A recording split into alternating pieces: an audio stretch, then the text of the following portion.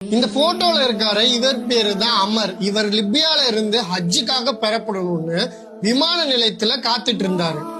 அப்போ சரியான பாதுகாப்பு காரணங்களாலும் இவர் தாமதமாக வந்ததுனால பிளைட் இவரை ஏற மறுத்து கிளம்பிருச்சு.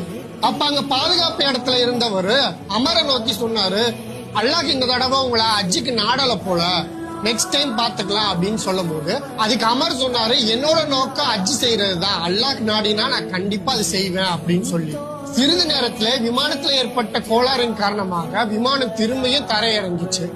ஆனா அப்பையும் அமரை வந்துட்டு பிளைட்ல ஏற்ற பைலட் அனுமதிக்கலாம். செகண்ட் டைம் பிளைட் பறக்கும் போது ஏதோ ஒரு கோளாறுனால திரும்பி ஏர்போர்ட்ல லேண்ட் ஆயிருச்சு. உடனே இந்த தடவை பைலட் அமரை நீங்க பிளைட்ல ஏத்தாம நான் பிளைட்டை எடுக்க மாட்டேன்னு சொன்னாரு.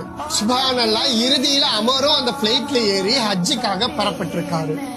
இந்த சம்பவத்தை பார்க்கும் போது நிச்சயமாக உங்களுடைய இறைவன் நாடியதை செய்து முடிப்பான்ற இறைவசனம் ஞாபகத்துக்கு வருது.